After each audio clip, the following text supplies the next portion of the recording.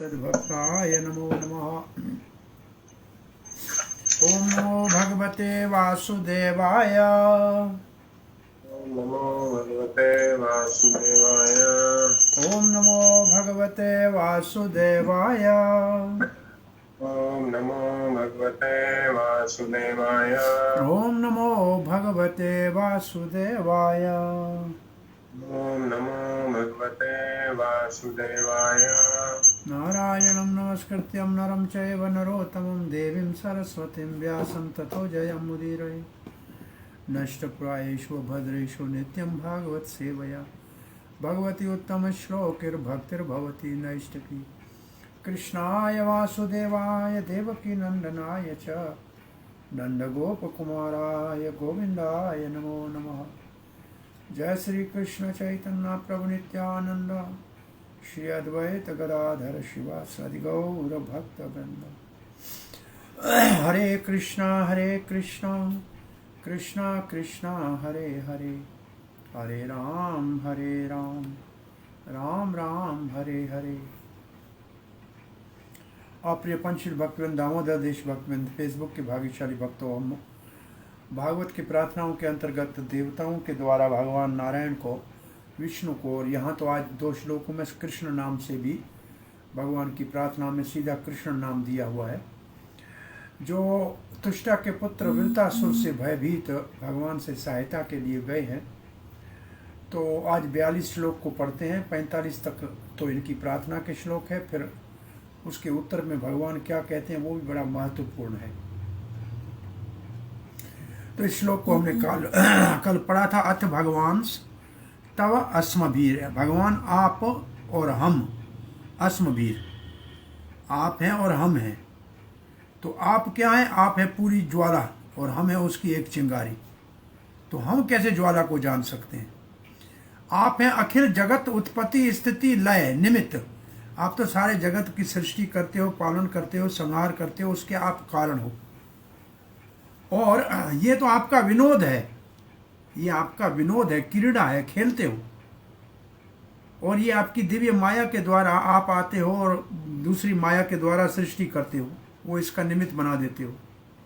सकल जीव निकाया नाम अंतर हृदय, और सारे जीवों के हृदय के अंदर भी बैठे हो परमात्मा के रूप में।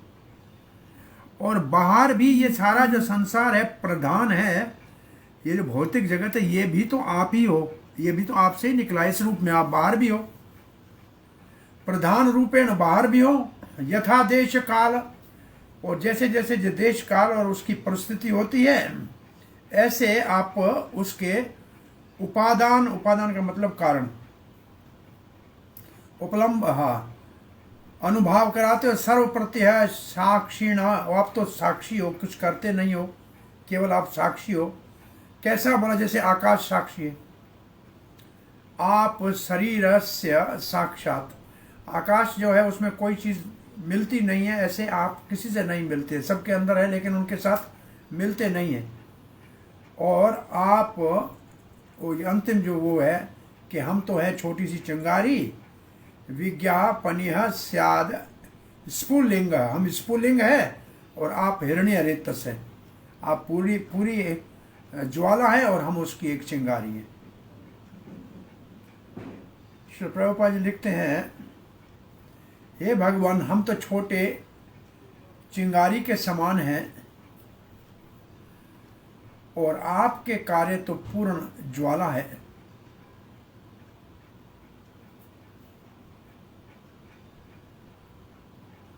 हम आपको क्या बताएं? आपको सब पता है, आप सब जानते हैं हमारे जीवन में कौन सी चीज़ की आवश्यकता है, हमारी संकट क्या है, आप जानते हैं। हम आपको क्या बताएं?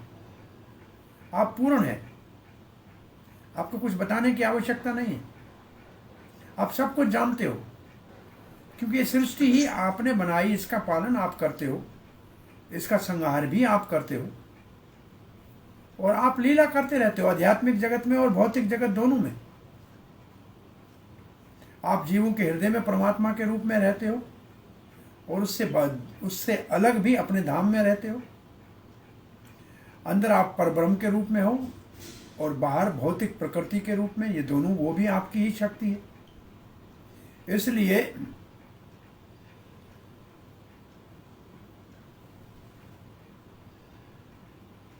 भले बाकी शरीर जो है अलग स्तरों के ऊपर अलग काल में अलग अलग हो, लेकिन आप तो वही हो।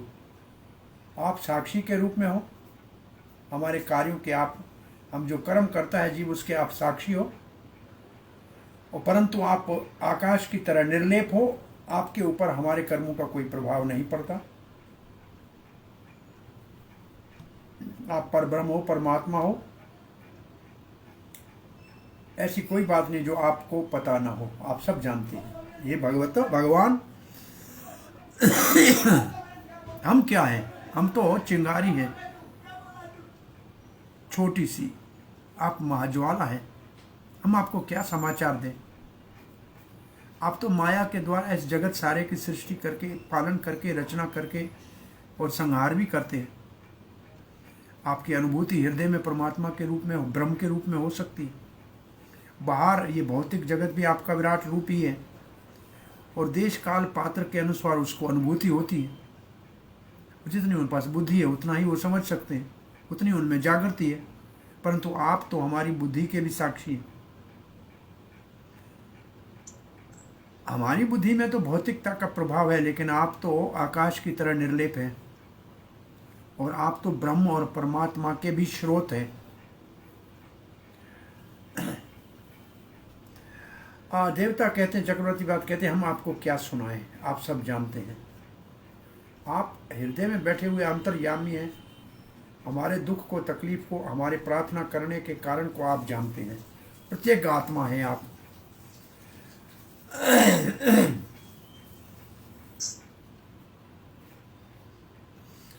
हम देवता हैं, सबकी इंद्रियों में बैठे हैं। हम क्या कार्य करते हैं वो भी आप जानते हैं, और इस वक्त हम क्यों आपके पास हैं ये भी आप जानते हैं। उपलम्भ भक्त्या हमारी तो, हम तो अग्नि की चिंगारी के समान है, लेकिन आपका तो आकाश के समान है, जिसके अंदर कोई प्रभाव नहीं पड़ सकता है। श्रील प्रभुपाद लिखते हैं, परम सत्य को 3 स्तर में समझा जा सकता है, ब्रह्म, परमात्मा और भगवान। और ब्रह्म और परमात्मा की अनुभूति जो है, ब्रह्म है सर्वत्र प्रकाश, और परमात्मा है भगवान का एक विस्तार जो सबके हृदय में परमात्मा के रूप में होता है। भक्त जिस भगवान की उपासना करता है वो परमात्मा और ब्रह्म दोनों का स्रोत है, दोनों उसके ही विस्तार है।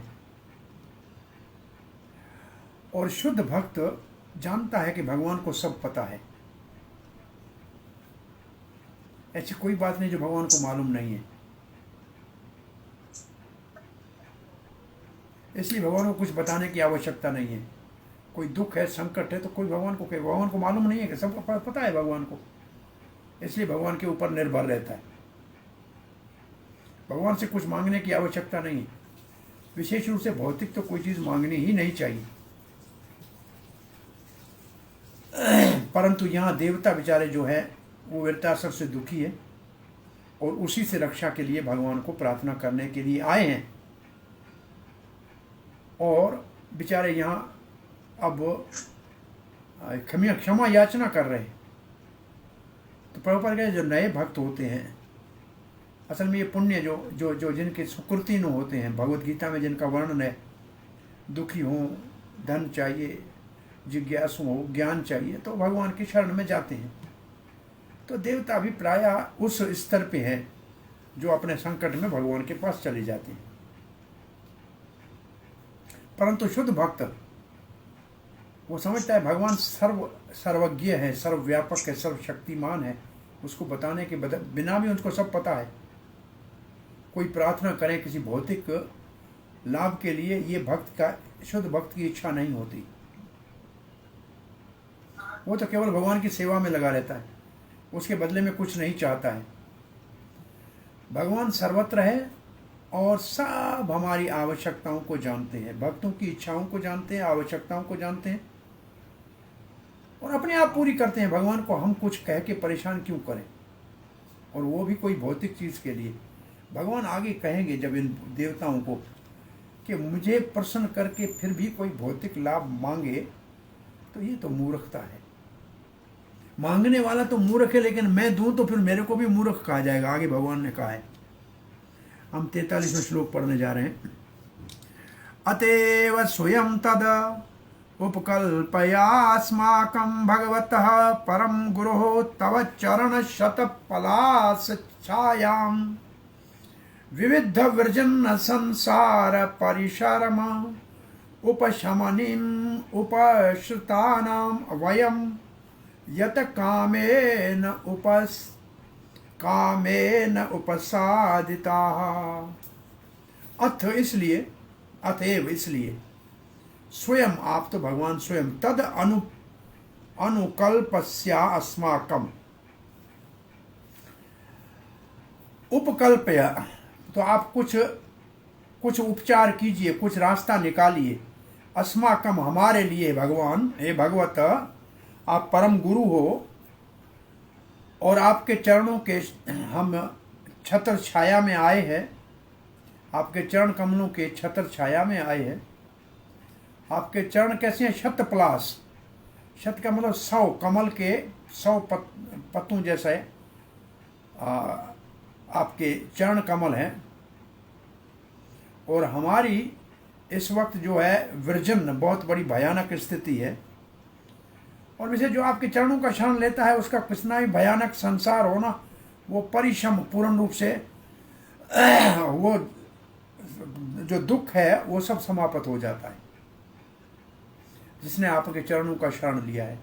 हम भी आपके चरणों के शरण में आए हैं, परंतु कुछ कामना लेकर आए, कामे न काम से आए, और इसलिए हम आपके चरणों का शरण ले रहे हैं। हे भगवान, हे प्रिय भगवान, आप सर्वव्यापक, सर्वशक्तिमान और आप सब कुछ जानते हैं। अब ये भी जानते हैं हमने आपके चरणों का शरण क्यों लिया है। आपके चरणों का शरण तो ऐसा छाया है, जिसने आपके चरणों की छत्र छाया ले ली, उसके सारे भौतिक ताप संताप समाप्त हो जाते हैं। आप परम गुरु हो, आप सब कुछ जानते हो। हमने इसलिए आपके चरणों का शरण लिया है। सत कमल दल जैसे कोमल चरणों की छाया का हमने शरण लिया है। हमको आप निर्देश कीजिए, आदेश कीजिए, क्या करें। इस वक्त जो हमारे ऊपर संकट आया है उसके निवारण का रास्ता बताइए। केवल एकमात्र आपके चरण कमल ही पूर्ण शरणागत भक्तों का दुख नाश करने वाला है, संसार सागर से मुक्त करने वाला है। क्योंकि भगवान आप सर्वज्ञ हैं, सर्वशक्तिमान हैं, सर्वव्यापक हैं। हमारी इच्छाओं को पूरा कीजिए। हमने आपके चरण कमलों का शरण लिया। अये जगत गुरु, आपके चरण कमल तो सारे संसार के दुख को नाश करने वाले हैं, आपके भक्तों के। हम भी आपके चरणों में दुखों के निवारण के लिए आए हैं। हमारी इच्छा पूरी कीजिए। आपके चरण कमल सबों के संकट को, दुख को, संताप को, थकावट को समाप्त कर देते हैं। हम आपके चरणों के शरण में हैं। प्रभुपाद जी लिखते हैं, व्यक्ति को हमेशा भगवान के चरणों की छत्र छाया में अपने आप को डाल देना चाहिए। ऐसा अगर करेगा तो सारे भौतिक संसार के दुख, ताप, संताप, परेशानियां अपने आप समाप्त हो जाएगी। और प्रभुपाद जी उदाहरण दे रहे हैं, जैसे कोई बहुत गर्मी में चल के किसी घने वृक्ष के नीचे आके बैठ जाए तो उसका जो गर्मी का ताप है, संताप है, वो समाप्त हो जाता है। तो भगवान के चरण कमलों की छाया बहुत बड़े घने वृक्ष के समान है। कुछ पूछने की जरूरत नहीं, पेड़ के नीचे बैठ जाओ, दुख खत्म। भगवान के चरणों का शरण ले लो तो बस समाप्त। इसलिए भौतिक बद्ध जीवों का एकमात्र सोच समझ और विचार होना चाहिए, उसका जो चिंतन होना चाहिए वो भगवान के चरणों की शरण लेने का होना चाहिए। यही उनकी कंसर्न होनी चाहिए। बद्ध जीव तो संसार में बहुत दुख भोग रहा है।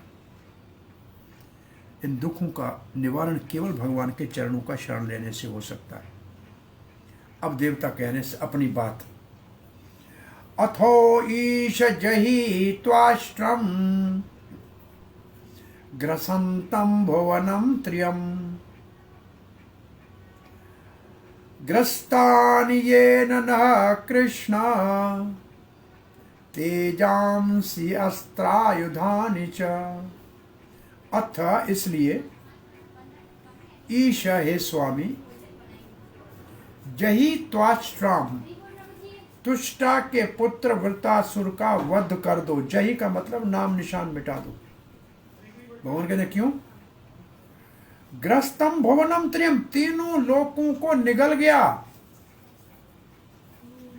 ग्रस्तानी येन न कृष्णा, हे भगवान कृष्णा हमको भी निगल जाएगा। तेजांसी अस्त्रानि आयुधानि च, हमारा तेज भी, हमारे अस्त्र शस्त्र सब निगल जाएगा। भगवान इससे हमारी रक्षा करो।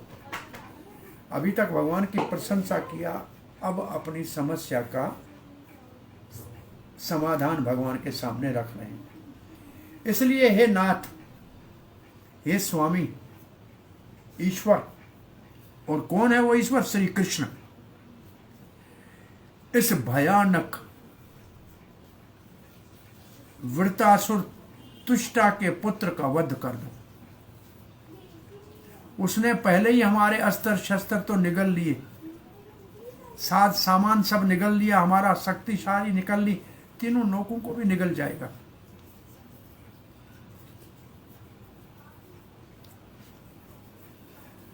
अब वो चक्रवर्ती पाद कहते हैं भगवान की जब कोई प्रार्थना करे और अच्छी प्रार्थना करे, भक्ति भाव से करे, तो भगवान उसको तो शुद्ध भक्ति दे देते हैं। देवता कहते हैं अगर हमारे को शुद्ध भक्ति दे दी, हमारे तो फिर आंखों में आंसू आ जाएंगे, हम तो गदगद हो जाएंगे और हम इस सुख में यहां रह जाएंगे, तो हमारे स्वर्ग के अंदर जो अमरावती है उसके ऊपर तो हमारे शत्रु धावा बोल देंगे। इस भय के कारण वो सीधा सा कहते हैं कि छुपाएं, कुछ भी नहीं छुपा रहे हैं, भगवान के सामने कहें ये हमारी समस्या है। इसका मतलब वो शुद्ध भक्ति नहीं मांग रहे हैं, वो केवल अपने स्वर्ग की सुरक्षा मांग रहे हैं। प्रभुपाद जी भगवत गीता के 2 श्लोक उद्धृत करते हैं इसके तात्पर्य में। 4 प्रकार के लोग मेरा शरण नहीं लेते हैं। नाम दुष्कृतिनो मूढ़ा प्रपद्यन्ते नराधमा माया प्रवृत्त ज्ञान आशुरिम भावम आश्रिता। एक जो दुष्ट, जो 4 प्रकार के दुष्ट हैं, एक मूर्ख हैं, गधा मजूरी करते हैं, सारा दिन काम करते हैं, पैसा कमाते हैं, लेकिन कथा में नहीं आते। और दूसरे हैं माया प्रवृत्त ज्ञान, ये बड़े बड़े वैज्ञानिक है, दार्शनिक है, माया ने ज्ञान हर लिया है, भगवान के अस्तित्व को ही नहीं मानते। और तीसरे हैं आसुर, माया प्रवृत्त ज्ञान, नराधम, मनुष्य में सबसे नीच। इतना बड़ा दुर्भाग्य से मानव जन्म मिला है, उसका दुरुपयोग कर रहे हैं।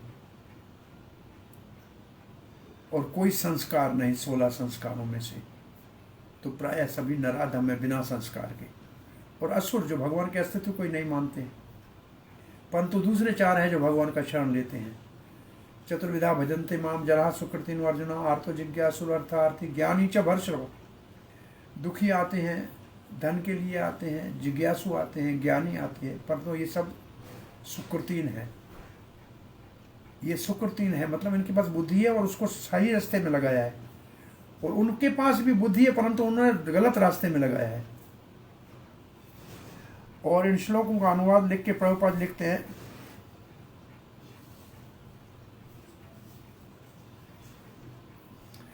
ये 4 प्रकार के अगर भगवान की कृपा हो जाए, भक्तों का संग मिल जाए, तो शुद्ध भक्त हो सकते हैं। जब देवता बेचारे निराश हो गए, कोई सहारा नहीं दिखा, तो भगवान का शरण लिया। आंखों में आंसू भर के दुखी होकर भगवान को प्रार्थना कर रहे हैं। ऐसे प्रार्थना करें जैसे शुद्ध भक्त प्रार्थना करते हैं, वैसे उस स्तर पे पहुंच गए। कोई भौतिक इच्छा नहीं थी। वो कह रहे हैं कि हम तो शुद्ध भक्ति भूल ही गए थे, क्योंकि हमारे पास तो इतना स्वर्ग में सुख है कि हमको शुद्ध भाव ही भूल गए थे। हम अभी पूर्ण रूप से आपके शरण में है। अब हमारा क्या होगा?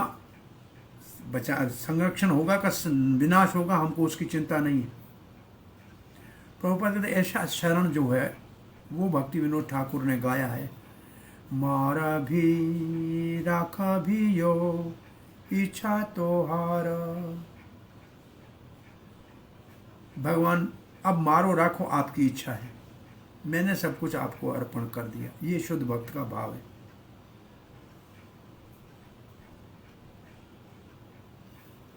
अब भगवान जैसे आपकी इच्छा है वैसे करो। 45वां श्लोक इनकी प्रार्थनाओं का पूर्णाहुति का है। हंसाय दहर नीलयाय निरीक्षकाय कृष्णाय मृष्ट यशसे निरूपक्रमाय सतसंग्रहाय भवपान्त निजाशरमापताौ अन्ते परिष्टः गतस्य हरस्य नमस्ते। हंसाय, भगवान को हंस कहते हैं। आप परम पवित्र हैं। हंस का मतलब है परम पवित्र, पानी और दूध को अलग कर सके ऐसे आप हैं। धर, हृदय में सबके है।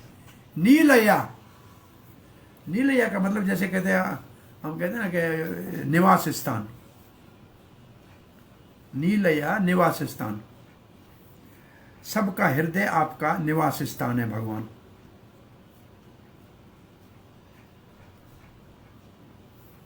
निरीक्षकाय, और आप सब जीवों के सारे क्रियाओं को, काम को निरीक्षण कर रहे हैं, देख रहे हैं, आपकी नजरदारी में हो रहा है। कौन है ये हंस? कृष्णाय, आप कृष्ण, ये आपका ही विस्तार है। मृष्ट यश से, मृष्ट यश से, यश का मतलब आपकी महिमा, और मृष्ट का अर्थ एक तो मधुर होता है, आपकी महिमा मधुर है, एक तो अर्थ ये है, और दूसरा है आपकी महिमा बहुत ही ब्राइट है। लिखा है ब्राइट, वेरी ब्राइट। ब्राइट का मतलब है, वेरी ब्राइट का मतलब है बहुत ही उज्जवल है। हे उज्जवल महिमा वाले। क्या उज्जवल महिमा है कि आप अपने भक्तों का हमेशा संरक्षण करते हो। ये आपकी महिमा उज्जवल है, मधुर उज्जवल महिमा वाले। निरुपकर्माय, निरुपकर्माय,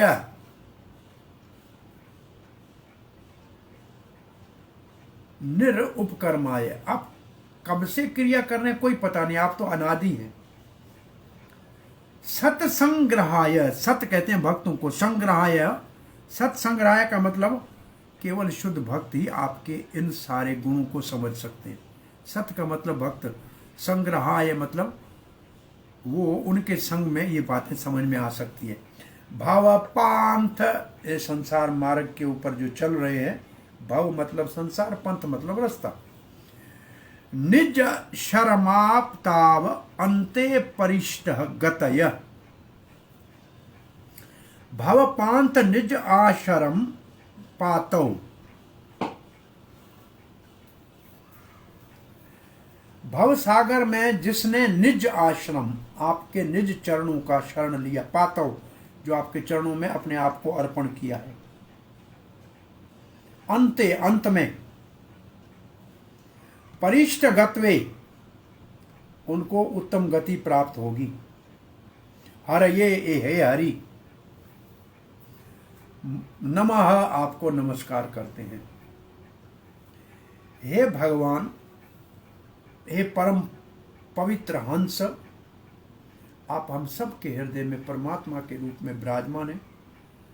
हमारे कार्यों को और हमारी इच्छाओं को सबको आप जानते हैं। बस जीवों के हृदय में सब कुछ जानते हैं। आप परम पुरुष भगवान श्री कृष्ण हैं और आपका यश उज्जवल है और महिमामय है। आपका कोई आदि नहीं है, आप अनादि हैं और आप सबका स्रोत हैं, सबका आदि हैं। परंतु ये केवल शुद्ध भक्त समझ सकते हैं, क्योंकि शुद्ध भक्त आसानी से, क्योंकि वो सत्य और शुद्धता और सत्यता उनकी आपके विषय में ये जानकारी अनुभूति कराती है।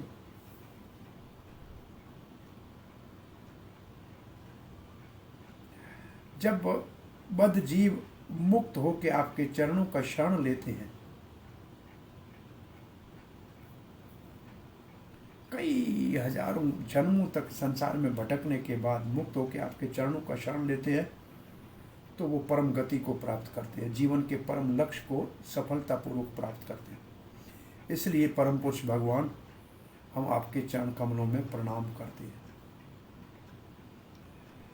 हम उस हंस समान परम पवित्र, जो सबका सार समझ जाए, ऐसे भगवान के चरण कमलों में प्रणाम करते हैं। हृदय जिनके लिए, हंस के लिए तो पानी का चाहिए ना कोई सरोवर, तो हम जीवों का हृदय वो सरोवर है जिसमें भगवान हंस के रूप में विहार करते हैं, और हंस के रूप में वो सारे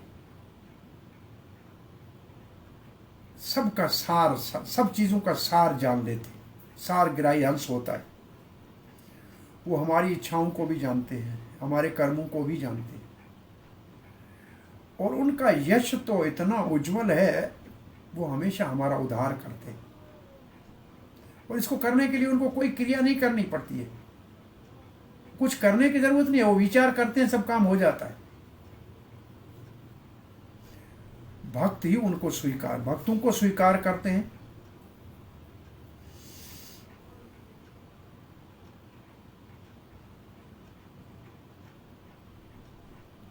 कौन से भक्तों को? जो संसार सागर में भगवत चरणों के शरण लेने के मार्ग के ऊपर चल के और अनंत आनंद पाना चाहते हैं, और संसार के जन्म मृत्यु से मुक्त होकर भगवत धाम को प्राप्त करना चाहते हैं। देवता कहते हैं हम आपके चरणों में प्रणाम कर रहे हैं, पतित दंडवत गिर के प्रणाम कर रहे हैं, जल्दी मार दीजिए वृत्तासुर को। वो कृष्ण को बहुत बड़े कंफ्यूजन में, मानसिक विचलता में प्रार्थना कर रहे, अपनी इच्छा बोल रहे। भगवान को हंस भी कह रहे हैं कि वो सत्य को समझ जाएंगे। आप हमारे हृदय सरोवर में विराजमान हैं, निरीक्षाय, उसका निरीक्षण कर रहे हैं, हमारी इच्छाओं को जानते हैं। संसार आपके यश का गुणगान करता है, वो उज्जवल है, मृष्ट यशस्वी है। इस संकट से आप हमारे को निकालिए। हमारे काम करने के लिए आपको कुछ प्रयास नहीं करना पड़ेगा, आप सत्य संकल्प है, कुछ भी कर सकते हैं। निरुपकर्माय, कोई काम करने की जरूरत नहीं पड़ेगी आपको। निर नहीं, उपकर्माय, उपकर्म करने की जरूरत ही नहीं। सत्संग्रहाय, आप तो केवल भक्तों को ही स्वीकार करते हैं।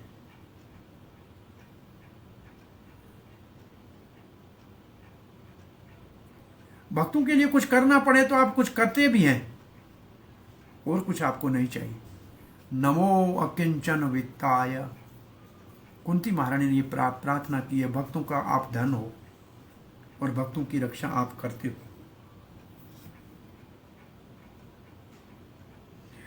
जो जीव इस संसार में भटक रहे हैं, वो आपके चरणों का शरण ले लें तो संसार में परम पद को पा सकते हैं, जीवन के परम लक्ष्य में सफलता प्राप्त कर सकते हैं।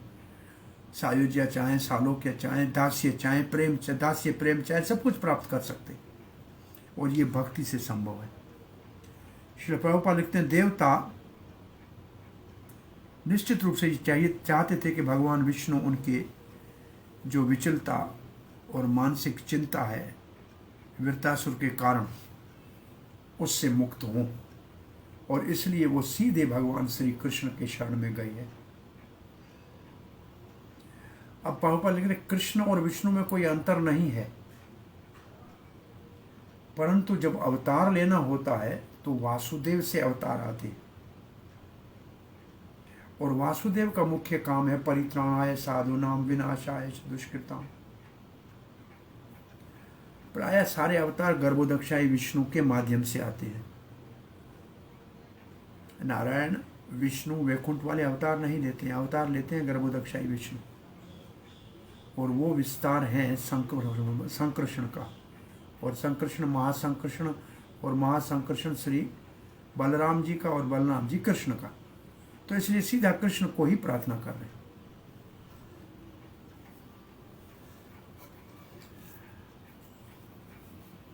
जब असुर देवताओं को संकट में डालते हैं, भक्तों को संकट में डालते हैं, तो भगवान श्री कृष्ण ऐसे नास्तिकों को दंडित करने के लिए और भक्तों को आनंद देने के लिए अवतार लेते हैं। क्योंकि सारे अवतारों का आदि कारण भगवान है। विष्णु, नारायण और कृष्ण में कोई अंतर नहीं है, फिर भी ब्रह्मा संहिता में एक अंतर बताया है। दीपारचेरे वही दशानंतरमभ्युपेतय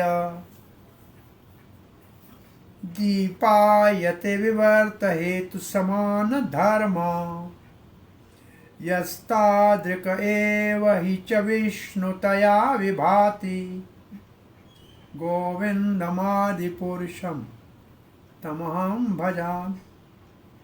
दीप का मतलब दीप, एक दीप पहले जल रहा है, उससे हजारों दीप जलाओ, सब की लौ एक जैसी समान है, परंतु एक आदि दीप है जिससे सब दीपों को जलाया गया। आपने देखा होगा जब हमारे कार्तिक महीने में एक दीप जलती होती है, सब जाके उसमें से अपनी दीप जला के जाते हैं। तो सारे दीपों में उतना ही प्रकाश है, परंतु आदि दीप जो है, वो आदि जो है वो दीप श्री कृष्ण है। और अन्य जितने दीप हैं या मोमबत्तियां हैं, उनमें भी प्रकाश उतना ही है, परंतु आदि कृष्ण है। और मिष्ट यश से प्रभुपाद जी कहते हैं बड़ा महत्वपूर्ण है कृष्ण का यश। कौन सा यश? भक्तों के संरक्षण का यश।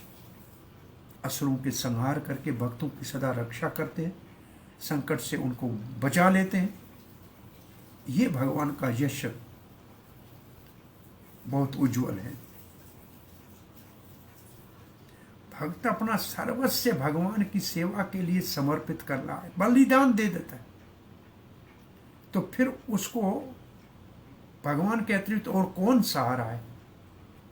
इसलिए ऐसे अकिंचन भक्त का, जिसने सब कुछ भगवान को अर्पण किया है, भगवान ही उसका धन है, वही धन उसका रक्षक करेगा। अकिंचन वित्ताय, कुंती महारानी ने भगवान को अकिंचन वित्ताय कहा है, मतलब ऐसे शुद्ध भक्तों के धन।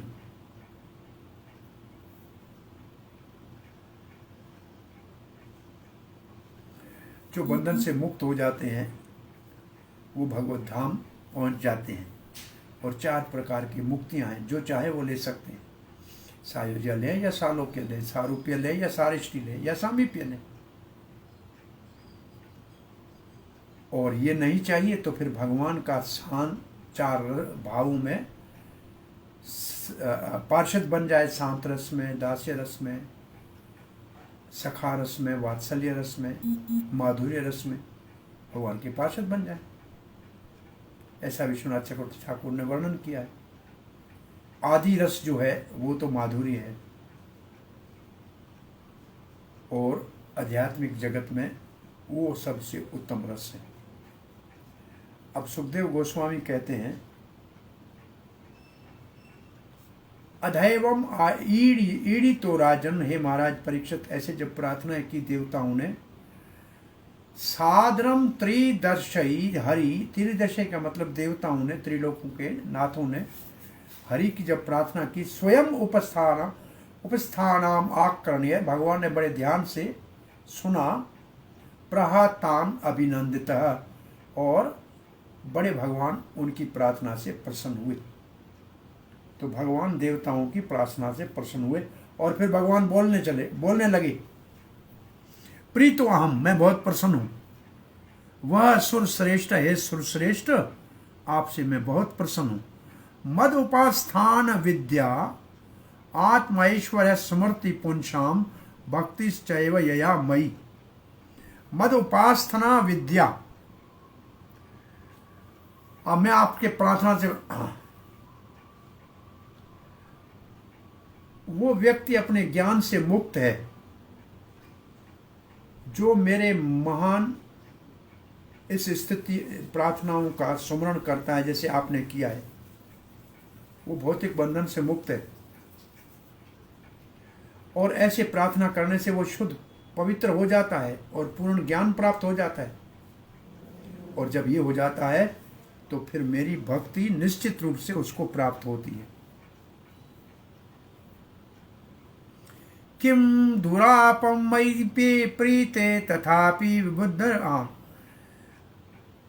हे बुद्धिमान देवताओं, ये सत्य है, मेरे लिए कुछ भी मुश्किल नहीं है, मैं कुछ भी कर सकता हूं। कोई मुझे प्रसन्न कर ले, मुझे कोई प्रसन्न कर ले, राजी कर ले, संतुष्ट कर ले, तो उसके लिए मेरे लिए कुछ भी ऐसा नहीं जो मैं उसके लिए नहीं करूं। मैं सब कुछ कर सकता हूं।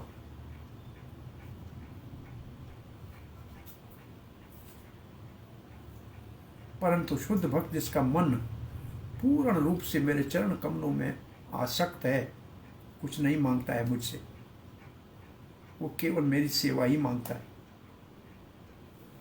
और ये कहकर भगवान कह रहे हैं, न वेद कृपण श्रेय आत्मनो गुणवस्तु दृक् तस्य तान इच्छतो यछेद यदि सो अपि तथा विदः। परंतु इतना मेरे को प्रसन्न करने के बाद भी कृपण बन के कंजूस की तरह कोई छोटी सी चीज मांग ले तो ये तो बहुत अच्छी बात नहीं है। कोई भौतिक चीजों को महत्व दे जीवन का, कि मेरा लक्ष्य जीवन में मेरा घर परिवार है या मेरा स्वर्ग आदि है या धन मान है, उसको कृपण माना जाएगा। वो आत्मा के जो अंतिम लक्ष्य है उसको नहीं जानता है। और फिर कहते हैं आगे, अगर ऐसे मूर्खों को जो भौतिक चीजें मुझसे मांगे और कोई ऐसे मूर्खों को दे भी दे तो उसको भी मूर्ख ही तो कहा जाएगा। ये शब्द है, यदि सो अभी तथा विदः तस्य तान इच्छतो यछेद। वो अगर इच्छा करे और उसको वस्तु कोई दे दे गुण वाली संसार वाली, तो देने वाला भी मूर्ख है।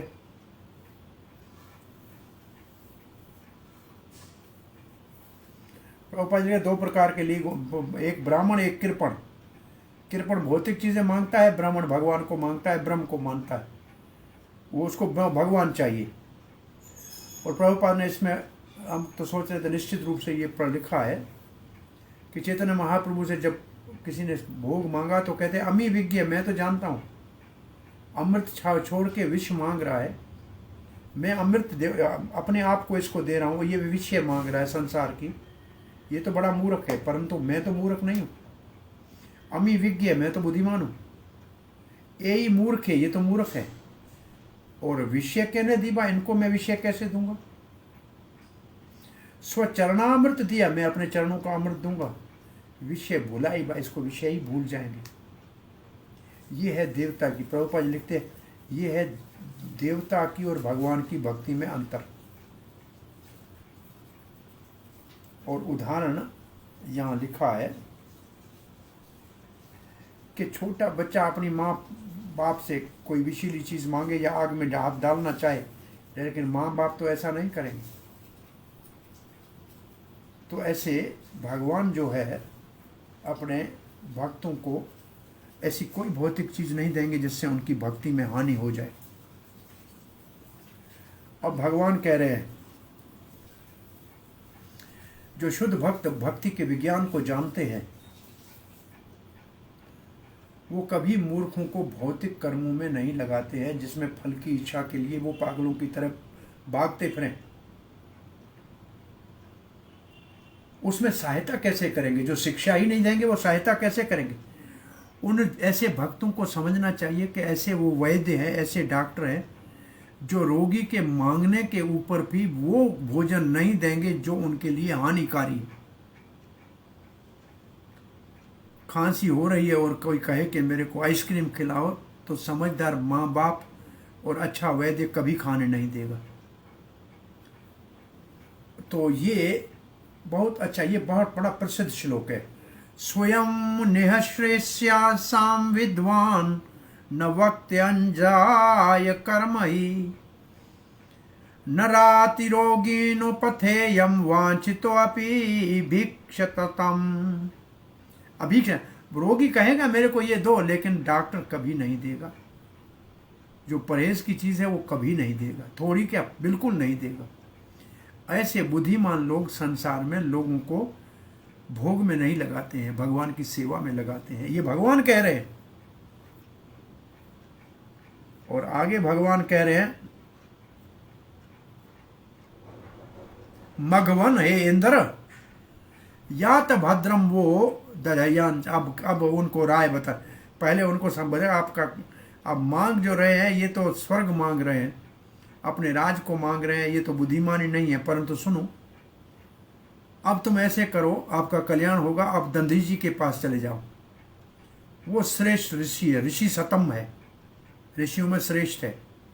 उसके पास विद्या है, उसका व्रत है, तप है, और उन सब की उसके पास शक्ति है। और उसके आप हड्डी, उनका शरीर मांग लो, गात्रम याचित, जाओ उनके शरीर को मांग लो, वो दे देगा। और फिर क्या करो, उसको दधीची कहते हैं।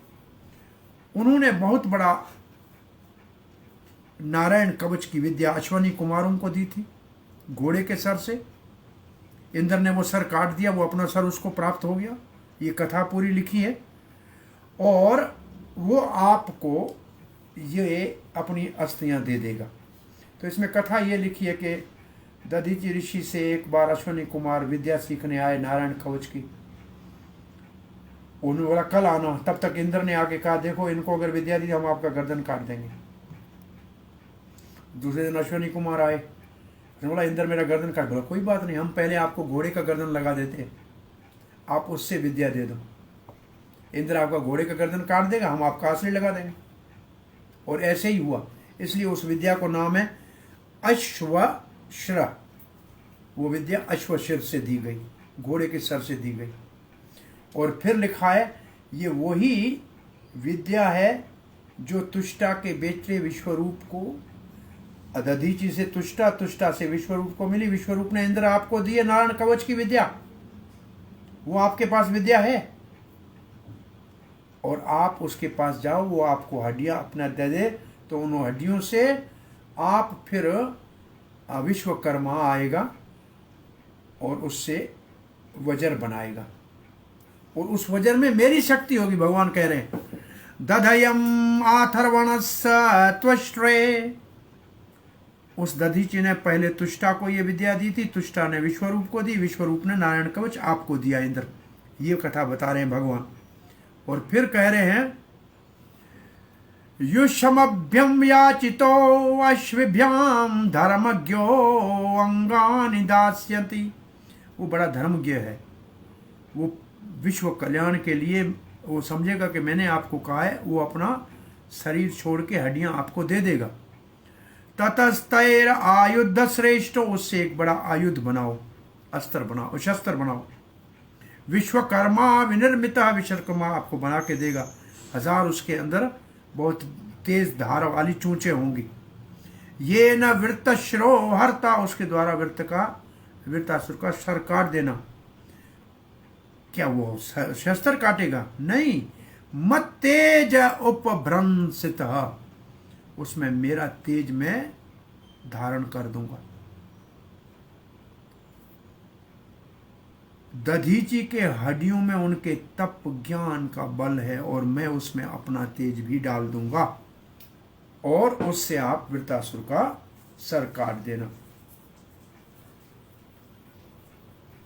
अब भगवान कहते मेरी आध्यात्मिक शक्ति से जब वृत्तासुर का वध होगा, तस्मिन् विनिहिते यूयम, तस्मिन् विनिहिते यूयम, तस्मिन् वृत्तासुर विनिहिते, जब मार दोगे, यूयम आप, तेजो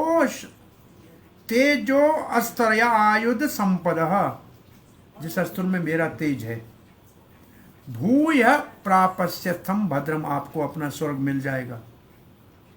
न हिंसन्ति च मत पराम। और अब भगवान वृत्रासुर की प्रशंसा कर रहे हैं। वो आपको कभी नहीं मारेगा, वो मत पराम, वो मेरा महान भक्त है। भगवान कहते हैं वृत्रासुर को जब मेरी शक्ति से इस अस्त्र के द्वारा, वज्र के द्वारा आप वध कर दोगे तो इंद्र आपको अपने शस्त्र अस्त्र, आपका राज पाट सब मिल जाएगा, आपका तो होगा सौभाग्य। वैसे तो वृत्रासुर तीनों लोगों को नाश कर सकता है, परंतु आपको भय करने की कोई आवश्यकता नहीं है। डरो मत, वो किसी को हानि नहीं पहुंचाएगा। क्यों? क्योंकि वो मेरा भक्त है और भक्त किसी से ईर्ष्या नहीं करता। और यहाँ ये अध्याय पूरा होता है। कल हम वृत्रासुर और इंद्र के युद्ध में वृत्रासुर की जो भगवान ने महिमा गाई है उसको सुनेंगे कि वो वृत्रासुर का क्या गुण है, उस वक्त वो क्या प्रार्थना कर रहा है इंद्र के सामने, और फिर इंद्र ने कैसे वृत्रासुर का वध किया। ये कथा कल करेंगे। यहाँ कथा को विराम देते हैं। कल थोड़ा मेरे ख्याल में क्लास से ज़्यादा है। एक तो शायद वो हमारे रुक्मणी कृष्ण के बहनोई का, उनका कोई 4 से 5 बजे वो सत्संग है, फिर 5:30 से गुड़गांव का क्लास है। तो हमारा क्लास कल जितना होगा उतना कल करके देखेंगे। आपका कोई प्रश्न जिज्ञासा है?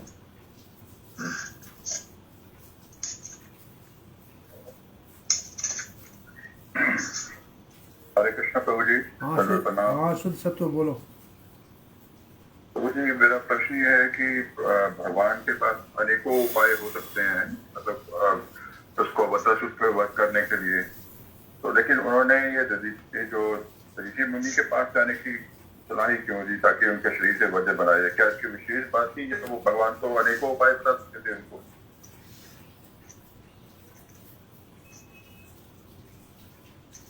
भगवान तो कुछ भी कर सकते हैं, किसी कुछ करने की जरूरत नहीं है भगवान को। अपने आप चाहे तो सब कुछ हो सकता है।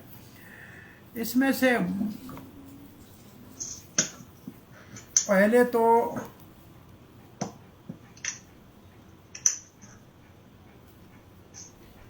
हम इस प्रसंग को लेके कहते हैं कि अंग कभी दान देने की विधान शास्त्र में है। जैसे कोई आंख दान करता है, कोई गुर्दा दान करता है, तो ये एक दधीचि ने अपने हड्डियों का दान कर दिया। एक उदाहरण शास्त्र से मिलता है। और नारायण कवच की विद्या दधीचि के पास है, और कोई ले जाए और कोई समस्या पैदा करे भविष्य में, इससे अच्छा है दधीचि का शरीर का सदुपयोग हो जाए। और वृत्रासुर तो वैसे ही मेरा भक्त है, और उस मेरे भक्त के लिए वृत्रासुर तो वो चित्रकेतु ही है जिसमें थोड़ा अहंकार रह गया था, और पार्वती माता जी के श्राप के कारण वृत्रासुर बना है। तो उसके वध के लिए भी कोई सामान्य साधन न हो, कोई विशेष साधन ही हो, परंतु फिर भी कोई विशेष कारण दधीचि के हड्डियां लेके वज्र बनाने का, और उसमें भगवान अपनी शक्ति भर के वृत्रासुर को वध करा के, और वृत्रासुर के वध को देखेंगे तो वृत्रासुर तो पहले ही उस इंद्र को निकल गया और समाधि लगा दी। मरे हुए वृत्रासुर के शरीर से इंद्र बाहर निकला और फिर मरे हुए शरीर के गर्दन को वज्र से काटा। तो इसमें क्यों मांगा वृत्रासुर का हड्डियां क्यों मांगी? कोई विशेष कारण हमने पढ़ा नहीं है या देखा नहीं है कहीं कि क्यों ये कार्य किया। वैसे और कार्य क्यों नहीं किया भगवान ने? और कुछ भी कर सकते थे, ये क्यों किया? निश्चित रूप से वृत्रासुर का भी भगवान को उद्धार करना था, उसका परोपकार दिखाना था, और देवताओं का हित भी करना था। और वृत्रासुर को भगवान को स्वयं मारने की जरूरत नहीं थी, वैसे भी वो भक्त था। तो बहुत सी चीज़ें, और वृत्रासुर इस बात को स्वयं कहेगा आगे कि ये कभी निष्फल नहीं जाएगा, इसमें भगवान की शक्ति है, आप मेरे को मारो। मैं मर के भगवान के पास जाऊंगा। इंद्र, तुम मरने के बाद भी संसार में, स्वर्ग में फिर राज करोगे और यही भटकते रहोगे। तो क्या इसके पीछे, वृत्तासुर के हड्डियां मांगने के पीछे रहस्य क्या है?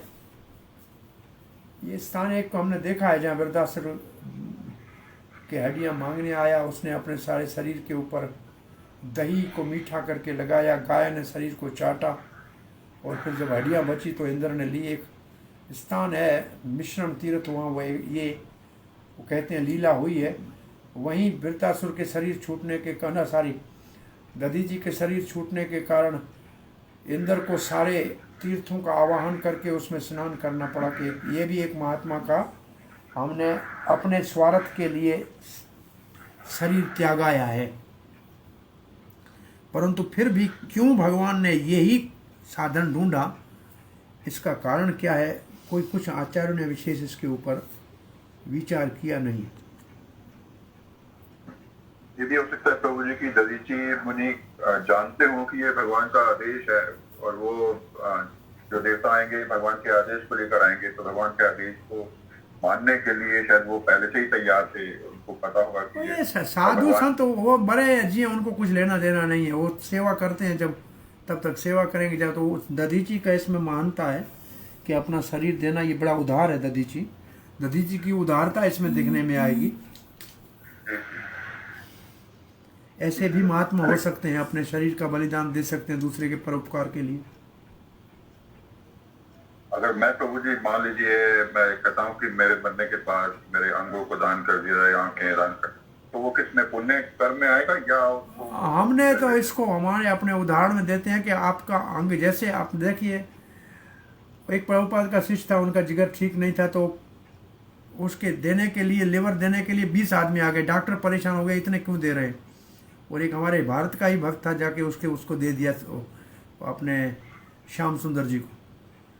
तो ऐसे भक्तों के लिए जिनका जीवन रहेगा तो लोगों का कल्याण होगा, कोई अपना अंग देने में, ये तो ददाती प्रतिददाती भक्ति में आ जाएगा, क्योंकि ये तो भक्ति के लिए दिया है। उसने बेचारा अपना वो लिवर निकाल के उसको दे दिया। ऐसे देने में तो पुण्य है। पुण्य क्या सामान्य पुण्य नहीं है, ये तो भक्तों। अब किसी का बेचारे का शरीर तो वैसे भी चला गया, उसके गुर्दे और उसका जो है लिवर, जिगर, वो जयपिता का स्वामी महाराज को लगा है। अब जयपिता का महाराज हैं, अगर अब है तो कितने लोगों का उद्धार कर रहे हैं। तो वो तो मरने के बाद भी उसको निश्चित रूप से कोई उत्तम गति ही मिलेगी। परंतु हमारी भाषा में कहते हैं ऐसे बिना जाने पहचाने आंखें दे के आ जाओ मरते समय, और आंखें किसी ऐसे को लगाए जो दूसरे के जो चीज़ों पे बुरी नज़र रखे, तो फिर उसका कोई ज़्यादा लाभ नहीं है। इंद्र भगवान के कहने के ऊपर अंग मांगे तो देना चाहिए, लेकिन बंदर मांगे तो नहीं देना चाहिए। तो ऐसे भक्तों के अंतर्गत आवश्यकता है तो देना यहाँ उचित लग रहा है। भगवान ऐसे इस चीज को समर्थन कर रहे हैं। हरे कृष्ण, मुझे मेरा एक क्वेश्चन था। हाँ जी, हाँ, नंद गोकुलेश दास। हाँ जी, दंडक प्रणाम प्रभु जी। अच्छा प्रभु जी, मैं ये कह रहा था, जैसे आपने बताया कि भगवान को मतलब शुद्ध प्रेयर करनी चाहिए, तो उसमें थोड़ा सा और जी बताना, मतलब शुद्ध प्रेयर से मतलब हम कैसे उसको वो करें कि शुद्ध प्रेयर कैसे? शुद्ध प्रार्थना का मतलब है कि कोई भौतिक चीज के लिए नहीं करें, भगवान आपकी सेवा कैसे मिले वो प्रार्थना का। शुद्ध प्रार्थना है भगवान आपकी सेवा की प्राप्ति, अच्छा, आपके भक्तों का संग मिले, आपकी सेवा मिले, ये है शुद्ध प्रार्थना।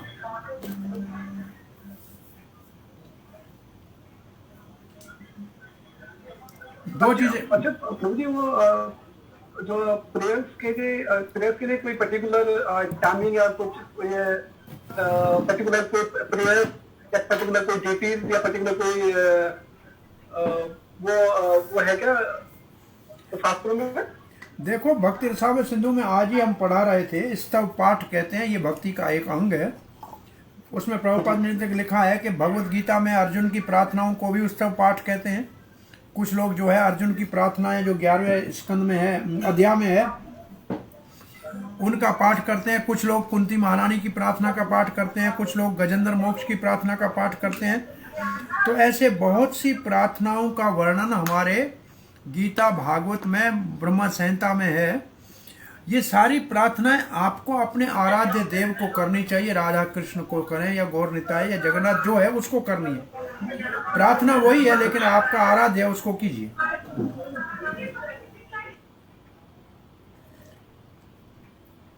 जैसे हम दामोदर अष्टक गाते हैं कार्तिक में, ऐसे कुछ प्रार्थनाएं निरंतर करनी चाहिए। प्रार्थना ये हम रोज ये जो चला रहा है, ये प्रार्थना का चल रहा है।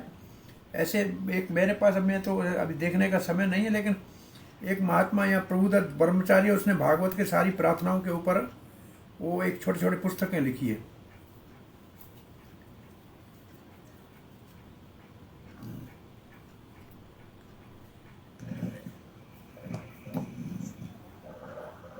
हरे कृष्णा प्रभु जी। हरे कृष्ण। हमारे पास है भी वो, लेकिन पढ़ने का समय नहीं मिल रहा है।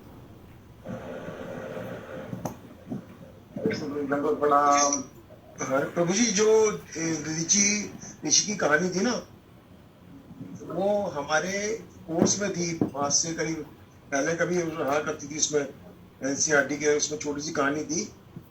तो उसमें ये बताया गया था कि जन कल्याण के लिए, समाज के कल्याण के लिए दधीचि ऋषि ने अपनी जो अस्थियां थी वो दान कर दी। देव कल्याण के लिए भगवान की इच्छा से, ये लिख बोलना चाहिए। देव कल्याण के लिए भगवान की इच्छा से ये कार्य किया। बहुत अच्छा। तो प्रभु जी, जैसे आपने बताया ना कि वो हम शरीर के अंग का दान करते हैं, तो ऐसे तो कर्ण ने भी दान किया था अपने कवच कुंडल, वो भी शरीर का अंग था, वो भी उससे छल से लिया गया था। तो उसका दान सार्थक नहीं कहलाएगा? वो भी भगवान की इच्छा थी, उसमें भी कर्ण की महिमा थी। कर्ण, और असल में कर्ण महादानियों में आता है, कुंती के पुत्र के रूप में प्रकट हुआ, सूर्य का अंश है, कोई सामान्य तो नहीं है, फिर भी भगवान की इच्छा थी। भगवान की इच्छा, वो तो प्रभु जी सारी भगवान की इच्छा ही होती है।